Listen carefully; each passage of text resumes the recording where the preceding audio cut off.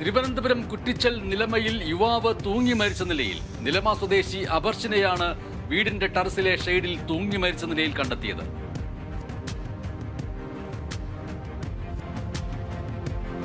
Kasaragod school വിദ്യാർത്ഥിനിയെ പീഡിപ്പിക്കാൻ ശ്രമിച്ച കേസിൽ പ്രതി പിടിയിൽ. കാഞ്ഞങ്ങാട്ടെ ഹോട്ടൽ ജീവനക്കാരൻ കബീറാണ് പിടിയിലായത്.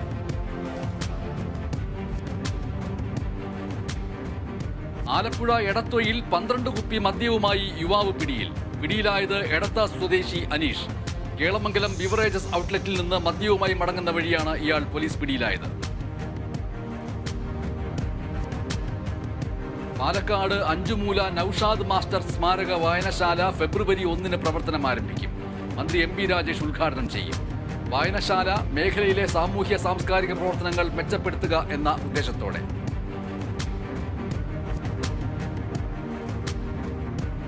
Palakkad Pattithara Alur government LP school ശതാബ്ദി ആഘോഷങ്ങൾ പൂർത്തിയായി. വിവിധ പരിപാടികളോടെ നടന്ന പരിപാടി MLA PP സുമോ ഉദ്ഘാടനം ചെയ്തു.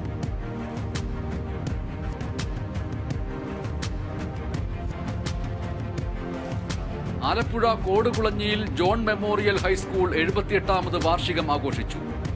പൊതുസമ്മേളന ഉദ്ഘാടനം Chengannur block panchayat president KM Saleem നിർവഹിച്ചു. സംസ്ഥാന അവാർഡ് ജേതാവായ ശില്പി ജോൺസ് കൊല്ലക്കടവ് മുഖ്യാതിഥിയായി.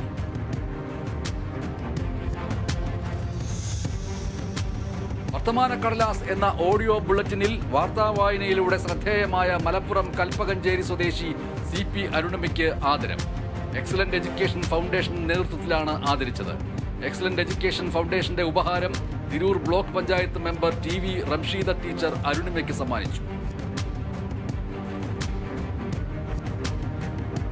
തൃശൂർ മണലൂർ ഗ്രാമപഞ്ചായത്തിന്റെ ജനകീയാസൂത്രണം 2025-26 വാർഷിക പദ്ധതിയുടെ ഭാഗമായി വികസന സെമിനാറും വർക്കിംഗ് ഗ്രൂപ്പ് യോഗവും സംഘടിപ്പിച്ചു. പഞ്ചായത്ത് പ്രസിഡന്റ് സൈമൺ തെക്കത്ത് ഉദ്ഘാടനം ചെയ്തു.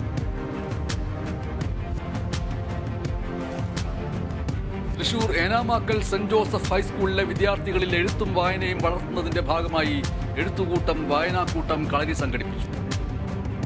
എഴുത്തുകാരൻ റാഫി നീലങ്കാവിൽ ഉദ്ഘാടനം ചെയ്തു. കാസർകോട്ട് അലാമിപ്പള്ളിയിൽ ചീട്ടുകളി സംഘത്തെ പിടികൂടി. രഹസ്യ വിവരത്തിന്റെ അടിസ്ഥാനത്തിൽ DYSP ബാബു പെരിങ്ങേത്തിന്റെ നേതൃത്വത്തിൽ നടത്തിയ പരിശോധനയിലാണ് സംഘം പിടിയിലായത്. ഇവരിൽ നിന്ന് 1.25 ലക്ഷം രൂപയും കണ്ടെടുത്തു.